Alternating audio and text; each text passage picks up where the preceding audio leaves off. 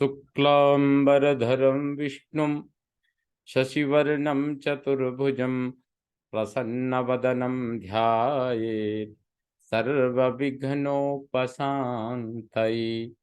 वागीशाद्य सुमनसः सर्वार्थानामुपक्रमे यं नत्वा कृतकृत्याः स्युः तं नमामि गजाननम्। दोर्भिर्युक्ता चतुर्भिस्फटिकमणिमयीमक्षमालां दधाना हस्तेनैकेन पद्मं सितमपि च सुखं पुस्तकं चापरेण भासा कुन्देन्दुशङ्खस्फटिकमणिनिभा भासमाना समाना सा मे वाग्देवतेयं निवसतु वदने सर्वदा सुप्रसन्ना।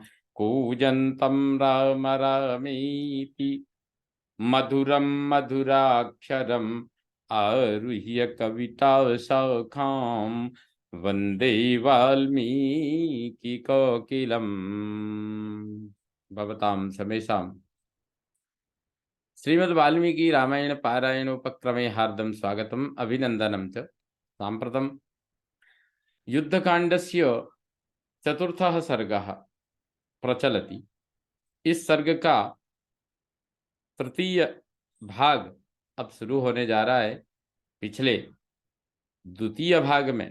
भाग में आप 41 से 81 श्लोक तक का श्रवण कर चुके हैं। आइए अब हम 82वें श्लोक से आरंभ करते हैं। प्रीयमाणै प्लवंगैस्तु सर्वेषां सर्वे पर्याकुलीकृता। प्रीयमाणै प्लवंगैस्तु सर्वे पर्याकुलीकृता।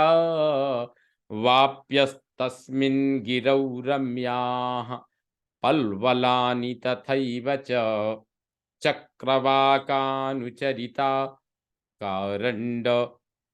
कारण्डव निषेविता प्लवैक्रौञ्चैश्च संकीर्णा वराह मृगसेविताः। प्रसन्नता से भरे हुए वानरों ने उन सब वृक्षों को घेर लिया था। उस पर्वत पर बहुत सी रमणीय बावड़ियां तथा छोटे छोटे जलाशय थे, जहां चकवे विचरते और जल कुक्कुट निवास करते थे। जलकाक और क्रौंच भरे हुए थे तथा सुअर और हिरन उनमें पानी पीते थे। ऋक्षैस्तरक्षुभिः सिंहैः शार्दूलैश्च भयावहै व्यालैश्च बहुभिर्भीमै सेव्यमाना समन्ततः। रीछ, तरक्षु, सिंह, भयंकर बाघ तथा बहुसंख्यक दुष्ट हाथी जो बड़े भीषण थे और सब ओर से आकर उन जलाशयों का सेवन करते थे। पद्मई सौगंधिकै फुल्लै कुमुदैश्चोत्पलैस्तथा वारिजैर्विविधै पुष्पै रम्यास्तत्र जलाशयाः। खिले हुए सुगंधित कमल, कुमुद, उत्पल तथा जल में होने वाले भांति भांति के अन्य पुष्पों से वहां के जलाशय बड़े रमणीय दिखाई देते थे। तस्य सानुषु कूजन्ति नाना द्विजगणास्तथा स्नात्वा पीत्वोदकान्यत्र जले क्रीडन्ति वानराः। उस पर्वत के शिखरों पर नाना प्रकार के पक्षी कलरव करते थे। वानर उन जलाशयों में नहाते, पानी पीते और जल में क्रीड़ा करते थे। अन्योन्यं प्लावयन्ति स्म शैलमारुह्य वानराः फलान्यमृतगन्धीनि मूलानि कुसुमानि च बभञ्जुर्वानरास्तत्र पादपानां मदोत्कटा द्रोणमात्र प्रमाणानि लम्बमानानि वानराः ययुः पिबन्तः स्वस्थास्ते मधुनि मधुपिंगलाः। वे आपस में एक दूसरे पर पानी उछालते थे। कुछ वानर पर्वत पर चढ़कर वहां के वृक्षों के अमृत तुल्य मीठे फलों, मूलों और फूलों को तोड़ते थे। मधु के समान वर्ण वाले कितने ही मदमत्त वानर वृक्षों में लटके और एक एक द्रोण शहद से भरे हुए मधु के छातों को तोड़कर उनका मधु पी लेते थे और स्वस्थ संतुष्ट होकर चलते थे। पादपानवभञ्जन्तो विकर्षन्तस्तथा लता विधमन्तो गिरिवरान् प्रययौ प्लवगर्षभाः। पेड़ों को तोड़ते, लताओं को खींचते और बड़े बड़े पर्वतों को प्रतिध्वनित करते हुए वे श्रेष्ठ वानर तीव्र गति से आगे बढ़ रहे थे। वृक्षेभ्योऽन्ये तु कपयो नदन्तो मधुदर्पिताः अन्ये वृक्षान् प्रपद्यन्ते प्रपिबन्त्यपि चापरे प्रपिबन्त्यपि चापरे। दूसरे वानर दर्प में भरकर वृक्षों से मधु के छत्ते उतार लेते और जोर जोर से गर्जना करते थे। कुछ वानर वृक्षों पर चढ़ जाते और कुछ मधु पीने लग जाते थे। बभूव वसुधा तैस्तु सपूर्णा हरिपुंगवैः यथा कमलकेदारी पक्वैरिव वसुंधरा। उन वानर शिरोमणियों से भरी हुई वहां की भूमि पके हुए बाल वाले कलमी धानों की क्यारियों से ढकी हुई धरती के समान सुशोभित हो रही थी। महेंद्र मथ संप्राप्य रामो राजीवलोचनः आरुरोह महाबाहुः शिखरं द्रुमभूषितम्। कमल नयन महाबाहु श्री रामचंद्र जी महेंद्र पर्वत के पास पहुंचकर भांति भांति के वृक्षों से सुशोभित उसके शिखर पर चढ़ गई। ततः शिखरमारुह्य रामो दशरथात्मजः कूर्ममीन समाकीर्णम् अपश्यत् सलिलाशयम्। महेंद्र पर्वत के शिखर पर आरूढ़ हो दशरथ नंदन भगवान श्री राम ने कछुओं और मत्स्यों से भरे हुए समुद्र को देखा। ते सह्यं समतिक्रम्य मलयं च महागिरिं आसेदुरानुपूर्वेण समुद्रम भीमनिस्वनम।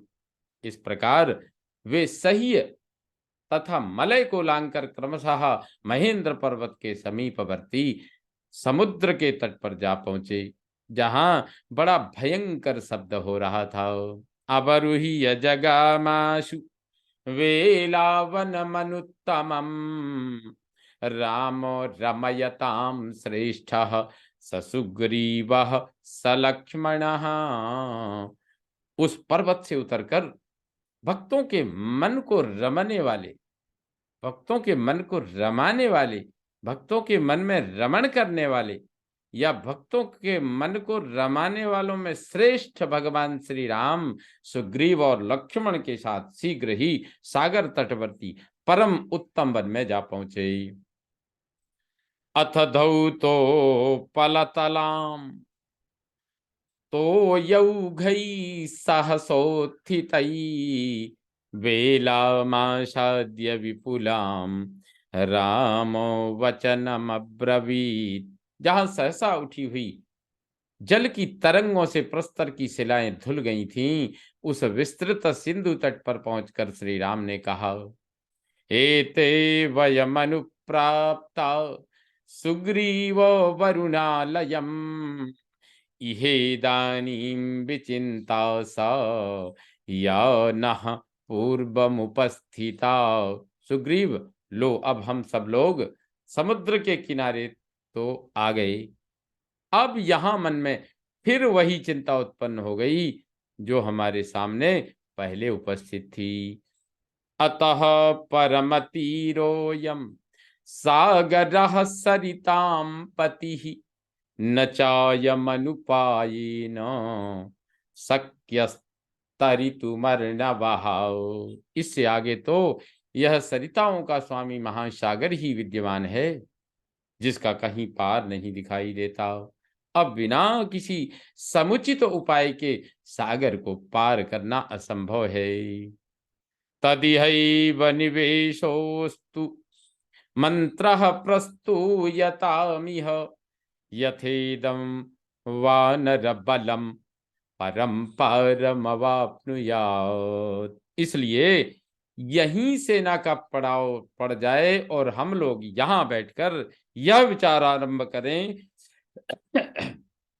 कि किस प्रकार यह वानर सेना समुद्र के उस पार तक पहुंच सकेगी। इतीव स महाबाहुः सीताहरणकर्षितः रामः सागरमासाद्य वाशमाज्ञापयत्तदा। इस प्रकार सीताहरण शोक से दुर्बल हुए महाबाहु श्री राम ने समुद्र के किनारे पहुंचकर उस समय सारी सेना को वहां ठहरने की आज्ञा दी। सर्वा सेना निवेश्यन्ताम् वेलायां हरिपुंगव संप्राप्तो मंत्रकालो नः सागरस्येह लंघने। वे बोले, कपिश्रेष्ठ, समस्त सेनाओं को समुद्र के तट पर ठहराया जाए। अब यहाँ हमारे लिए समुद्र लंघन के उपाय पर विचार करने का अवसर प्राप्त हुआ है। स्वाम स्वाम सेनां समुत्सृज्य मा च कश्चित् कुतो व्रजेत् गच्छन्तु वानरासूरा ज्ञेयं क्षत्रं भयं च नः। इस समय कोई भी सेनापति किसी भी कारण से अपनी अपनी सेना को छोड़कर कहीं अन्यत्र न जाए। समस्त सूरवीर वानर सेना की रक्षा के लिए यथास्थान चले जाएं। सबको यह जान लेना चाहिए कि हम लोगों पर राक्षसों की माया से गुप्त भय आ सकता है। गच्छन्तु वानरासूरा ज्ञेयं छन्नं भयं च नः। कोई गुप्त भय हमारे ऊपर, माया से गुप्त भय आ सकता है, इसलिए सब सावधान रहें। रामस्य वचनं श्रुत्वा सुग्रीवः सह लक्ष्मणः सेनां निवेशयत् तीरे सागरस्य द्रुमायुते। श्री रामचंद्र जी का यह वचन सुनकर लक्ष्मण सहित सुग्रीव ने वृक्षावलियों से सुशोभित सागर तट पर सेना को ठहरा दिया। वीरराज समीपस्थम सागरस्य च तदबलम मधुपाण्डुजल श्रीमान द्वितीय इव सागरः। समुद्र के पास ठहरी हुई उस विशाल वानर सेना, वह विशाल वानर सेना मधु के समान पिंगल वर्ण के जल से भरे हुए दूसरे सागर की सी शोभा धारण कर रही थी। वह पिंगल वर्ण के इतने वानर इकट्ठे थे, ये लग रहा था कि ये दूसरा सागर है। वेलावनमुपागम्य ततस्ते हरिपुंगवाः निविष्टाश्च परं पौरं कांक्षमाणा महोदधेः। सागर तटवर्ती वन में पहुंचकर वे सभी श्रेष्ठ वानर समुद्र के उस पार जाने की अभिलाषा मन में लिए वहीं ठहर गए। तेषां निविशमानानां सैन्यसन्नाह निस्वनः अंतर्धाय महानादम अर्णवस्य प्रसुश्रुवे। वहां डेरा डालते हुए उन श्री राम आदि की सेनाओं के विचरण से जो महान कोलाहल हुआ, वह महासागर की गंभीर गर्जना को भी दबाकर सुनाई देने लगा। सा वानराणाम ध्वजिनी सुग्रीवेणाभिपालिता त्रिधा निविष्टा महती रामस्यार्थ पराभवत्। सुग्रीव द्वारा सुरक्षित वह वानरों की विशाल सेना श्री रामचंद्र जी के कार्य साधन में तत्पर हो रीछ, लंगूर और वानरों के भेद से 3 भागों में विभक्त होकर ठहर गई।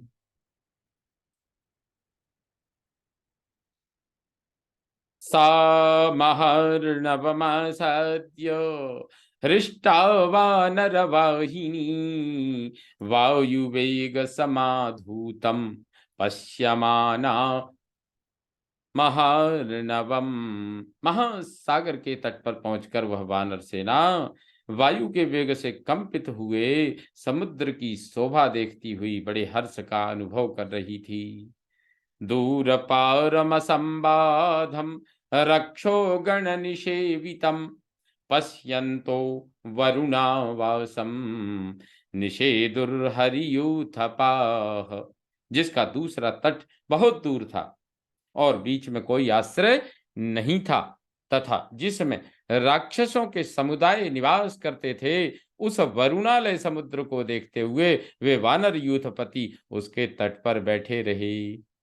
चंड नक्र ग्राह घोरम क्षपादौ दिवसक्षये हसन्तमिव फेनौघै हसन्तमिव फेनौघैर्नृत्यन्तमिव चोर्मिभिः चंद्रोदये समुद्भूतम् प्रतिचन्द्रसमाकुलम् चण्डानिलमहाग्राहैः कीर्णं तिमितिमिङ्गलैः कीर्णं तिमिंगिलैः। क्रोध में भरे हुए नाकों के कारण समुद्र बड़ा भयंकर दिखाई देता था। दिन के अंत और रात के आरंभ में प्रदोष के समय चंद्रोदय होने पर उसमें ज्वार आ गया था। उस समय वह फेन समूहों के कारण हंसता हुआ उत्ताल तरंगों के कारण नाचता सा प्रतीत होता था। चंद्रमा के प्रतिबिंबों से भरा सा जान पड़ता था। प्रचंड वायु के समान वेगशाली बड़े बड़े ग्राहों से और तिमी नामक महामत्स्यों को भी निगल जाने वाले महाभयंकर जल जंतुओं से व्याप्त दिखाई देता था। दीप्त भोगैरिवाकीर्णम भुजंगैर्वरुणालयम् अवगाढ़ं महासत्वैर नाना शैल समाकुलम। वह वरुणालय प्रदीप्त फणों वाले सर्पों, विशालकाय जलचरों और नाना पर्वतों से व्याप्त जान पड़ता था। सुदुर्गम दुर्गमार्गम तम अगाध मसुरालयम मकरैर्नागभोगैश्च विगाढ़ा वातलोलिता उत्पेतुश्च निपेतुश्च प्रहिष्टा जलराशयः। राक्षसों का निवास भूत वह अगाध महासागर अत्यंत दुर्गम था। उसे पार करने का कोई मार्ग या साधन दुर्लभ था। उसमें वायु की प्रेरणा से उठी हुई चंचल तरंगे जो मगरों और विशाल काय सर्पों से व्याप्त थी, बड़े उल्लास से ऊपर को उठती और नीचे को उतर जाती थी। वो तरंगे सागर की। अग्निचूर्णामवाविद्धम भास्वराम्बु महोरगम सुरारिनिलयं घोरम पाताल विषयं सदा सागरं चाम्बर प्रख्यम अंबरम सागरोपमम सागरं चाम्बरं चेति निर्विशेषमदृश्यत। समुद्र के जल कण समुद्र के जल कण बड़े चमकीले दिखाई देते थे। उन्हें देखकर ऐसा जान पड़ता था मानो सागर में आग की चिंगारियां बिखेर दी गई हों। फैले हुए नक्षत्रों के कारण आकाश भी वैसा ही दिखाई देता था। समुद्र में समुद्र में बड़े बड़े सर्प थे। आकाश में भी राहु आदि सर्पाकार ही देखे जाते थे। समुद्र देवद्रोही दैत्यों और राक्षसों का आवास स्थान था। आकाश भी वैसा ही था, क्योंकि वहां भी उनका संचरण देखा जाता था। दोनों ही देखने में भयंकर और पाताल के समान गंभीर थे। इस प्रकार समुद्र आकाश के समान और आकाश समुद्र के समान जान पड़ता था। समुद्र और आकाश में कोई अंतर नहीं दिखाई देता था। संप्रक्तम नभसाप्यंभः संप्रक्तम च नभोम्भसा तादृग्रूपे सदृश्येते तारा रत्न समाकुले। जल आकाश में मिला हुआ था और आकाश जल से। आकाश में तारे छिटके हुए थे और समुद्र में मोती, इसलिए दोनों एक से दिखाई देते थे। समुत्पतितमेघस्य वीचिमालाकुलस्य च विशेषो न द्वयोरासीत् सागरस्याम्बरस्य च।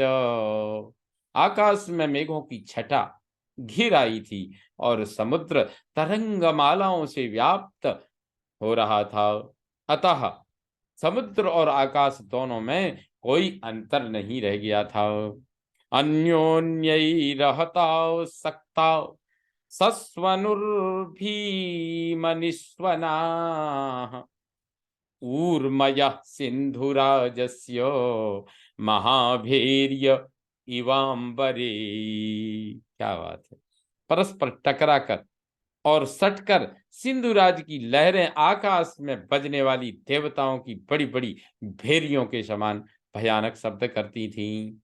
रत्नौघ जल सन्नादम विषक्तमिव वायुना उत्पतन्तमिव क्रुद्धम यादो गण समाकुलम। वायु से प्रेरित हो रत्नों को उछालने वाली जल की तरंगों के कलकल नाद से युक्त और जल जंतुओं से भरा हुआ समुद्र इस प्रकार ऊपर को उछल रहा था मानो रोष से भरा हुआ हो। ददृशुस्ते महात्मानो वाताहत जलाशयम् अनिलोद्धूतमाकाशे प्रवलान्तमिमोर्मिभिः प्रवलान्तमिवोर्मिभिः। उन महामनस्वी वानर वीरों ने देखा समुद्र वायु के थपेड़े खाकर पवन की प्रेरणा से आकाश में ऊंचे उठकर उत्ताल तरंगों के द्वारा नृत्य सा कर रहा था। ततो विस्मयमापन्ना हरयो ददृशुः स्थिता भ्रान्तोर्मिजाल सन्नादम प्रलोलोमिव सागरम। तदनंतर वहां खड़े हुए बानरों ने यह भी देखा कि चक्कर काटते हुए तरंग समूहों के कल कल नाद से युक्त महासागर अत्यंत चंचल सा हो गया है। यह देखकर उन्हें बड़ा आश्चर्य हुआ। इत्यार्षे श्रीमद् रामायणे वाल्मीकिये आदि काव्ये युद्धकांडे चतुर्थ सर्ग संपूर्णतां याति। ओम पूर्णमदः पूर्णमिदं पूर्णात् पूर्णमुदच्यते पूर्णस्य पूर्णमादाय पूर्णमेवावशिष्यते। ओम शांति शांति शांति। सर्वे भवन्तु सुखिनः सर्वे सन्तु निरामयाः सर्वे भद्राणि पश्यन्तु मां कश्चित् दुःखभाग् भवेत्। ओम शांति शांति शांति। श्री रामचंद्रो विजयते तराम।